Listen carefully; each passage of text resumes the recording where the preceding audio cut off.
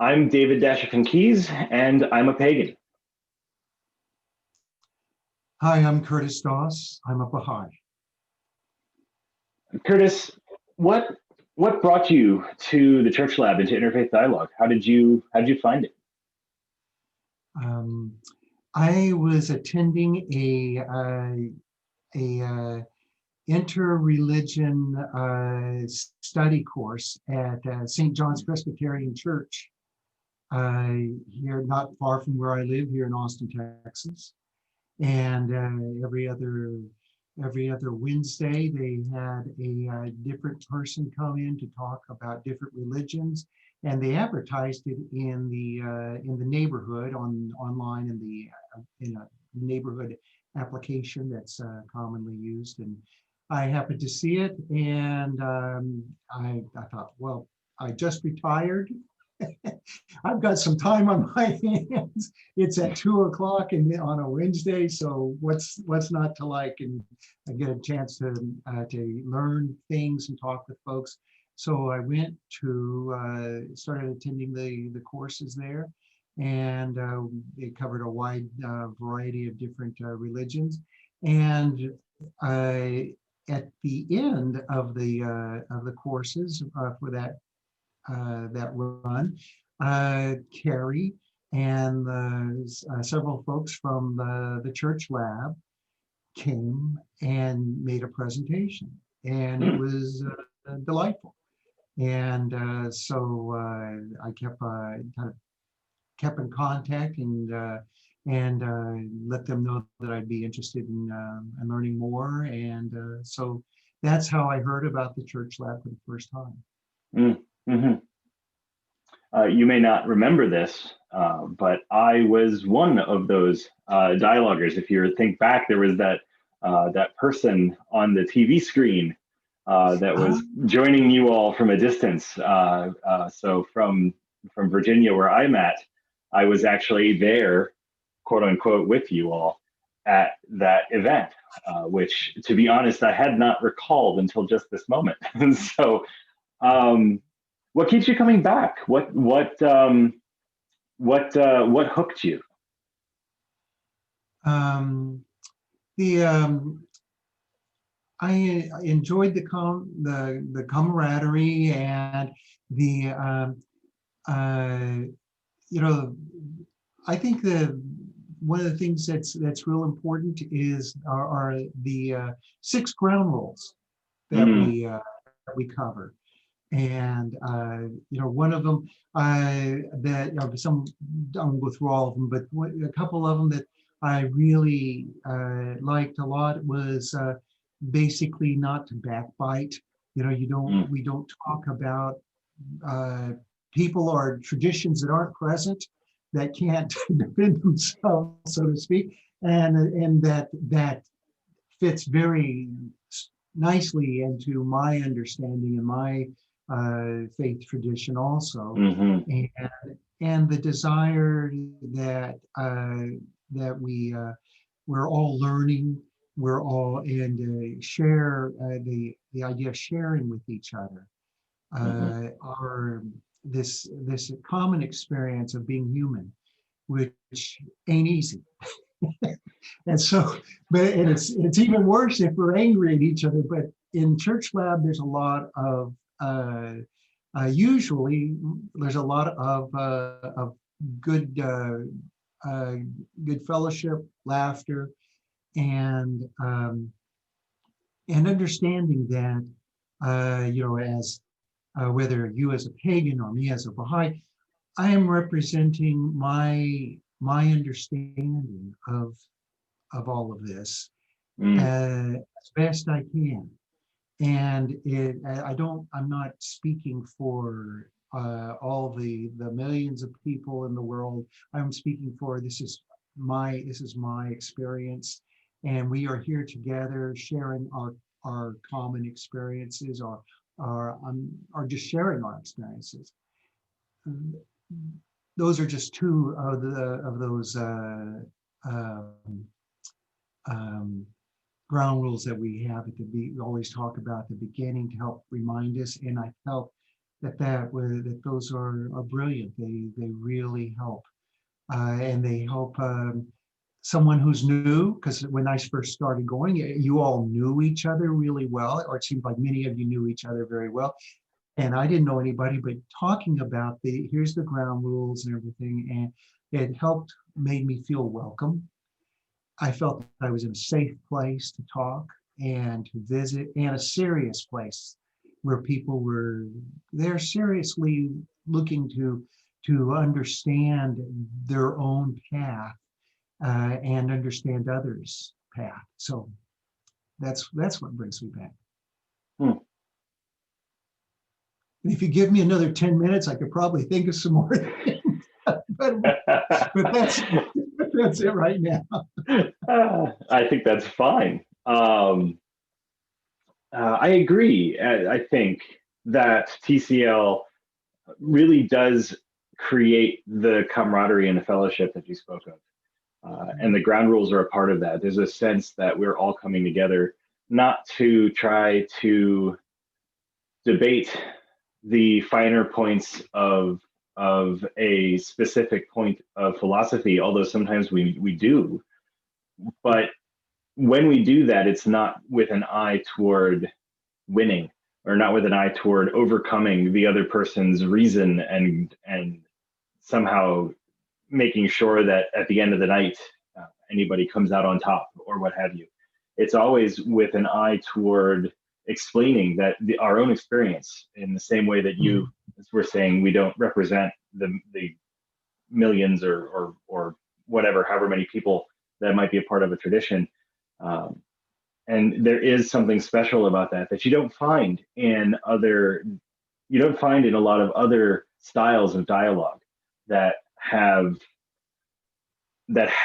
a little bit more of the combative nature of conversation, as opposed to the sort of cooperative and a little bit more casual conversation, just sharing about each other, as opposed to trying to convince somebody else about some part of our truth.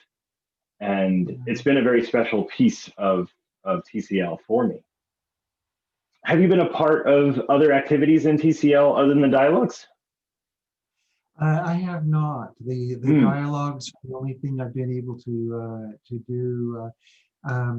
A lot of that is my schedule and other things that I'm involved with keep me pretty busy, and so and even some I don't make it to all the dialogues, but anyway, the dialogues have been the only thing that I've been involved in. Yeah. When you don't make a dialogue or two, when you finally get back, does it ever feel like you've missed out, or that you have to like reestablish yourself, or is it like getting together with long lost friends? Yeah, no, it's getting back together with friends. A lot of times I feel like in the Baha'i tradition, a lot of times we refer to each other not as fellow Baha'is or something like that. We call ourselves the friends. And the thing is that's how I think of the folks in the dialogue as they're part of the friends. They're part of that same just that same group that is interested in exploring and sharing and working together, and so that we can understand things a little bit better. One of the ground rules is to seek first to understand before being understood, and I love that because I feel that's what's trying to be practiced. I never feel like I'm trying to be bested at something. It's not a, oh yeah, but where the discussions aren't so much of, you said this, but I'm going to say something counter. It's more of a, yes, and here is another thought. So, more like, let's look at this together and that sort of thing. So, yeah, coming back to what I miss are something. It feels very very natural being able to. In fact, it's just nice to see the some of the same faces. Mm. I really, really, I kind of miss if other people have missed, I'm like, oh, Jean's not here today. Or Eileen or somebody isn't here, and that's, Hmm. or my friend Jay that comes a lot of times, Hmm. and on the couple of times, even when there's been members of the board that I don't know really well, but I've seen once or twice, and it's not off-putting or isolating or anything like that. It's like, oh, this is great. These folks are here with us today. So, Hmm. yeah. Do you have a favorite TCL moment? TCL moment. Yeah.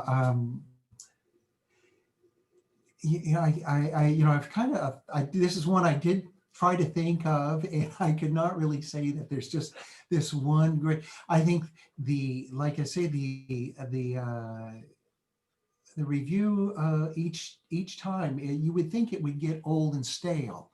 The Mm. review of the ground rules, but Mm. each time it's different, and it's fun, and it's like, and it brings us back to, oh yeah, here we are, we're all agreeing, we're all kind of entering in almost like a covenant here we are, and we're all agreeing that for this next hour and a half, we're not going to try to convert anybody to our Hmm. way of thinking or our way of believing, and we're all going to try to be careful with each other, and we holding our friendships in our hands, and all that sort of thing. And so that portion of the dialogue is actually I think of a very nice. I always enjoy that, the comfort of the routine and doing that, and then we go in and into the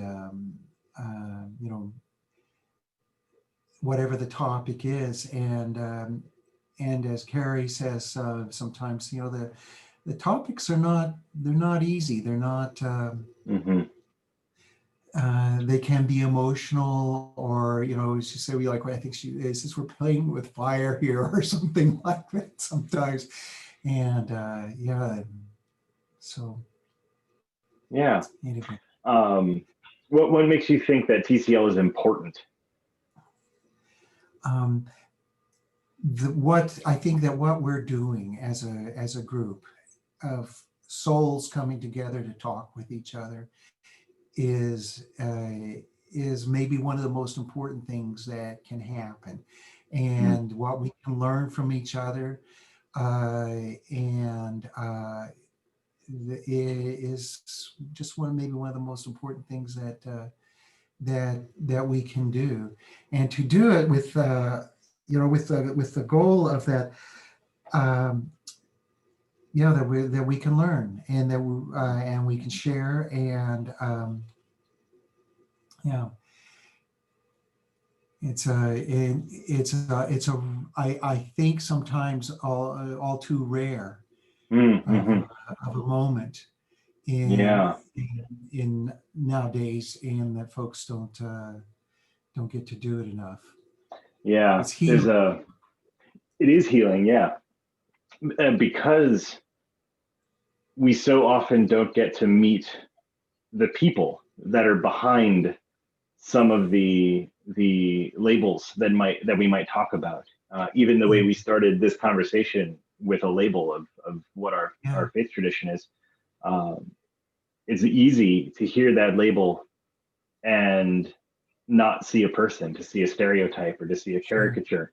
Uh, and so having the opportunity to sit regularly with someone and get to know them a little bit Yeah, is, you're right, it's not something that we get all that regularly in daily life. It's all, hey, how you doing? But we don't always we don't always want an answer. That's just like our longer way of saying hello. But Yeah. I think sometimes, I think for dialogue, we are like, we're checking in with each other and checking in with ourselves and figuring out what it is that we can share with each other, how we can talk to each other, and really help all of us in the room grow and learn and become friends, like you said earlier. And especially now that we are isolated a lot more because of the True. pandemic, uh, I am just amazed sometimes when I attend some devotionals on Zoom, and Hmm. it, the other day I had to go. I had a plumbing problem. Had to go to Home Depot and come around the corner, and there's one of my friends I haven't seen in 6 months. It's like I just wanted to grab him and hug him, but it's like, no, stay away. Hmm. You got to stay away. But it's so nice to see somebody in 3D that and I only know you as a two-dimensional It's true. Yeah. Um, as well as you me. True. We've Yeah. never met in person. It is a strange thing to think about that I have been a part of the Church Lab for 5 years, and I've only been to Austin twice in those 5 years. So there was a minimal amount of time for me to meet people in their three-dimensional space. Most of the time, even for dialogue, I'm doing it this way through the Zoom window. So, um, but which is in itself sort of an interesting uh, way to become friends. It's an interesting way to form a community when a certain portion of us are not actually in the literal community that the rest of you are. Yeah. Um, would you or do you encourage other people to get involved with Church Lab or with an interfaith dialogue, interreligious dialogue in the way that Oh, TCL might do it? oh yeah, yeah. I think it's a very positive thing, and that it's really something that's needed more. Even on a wider scale of um, now my experience has always been with a fairly small group, so it's very intimate and you get to know the folks.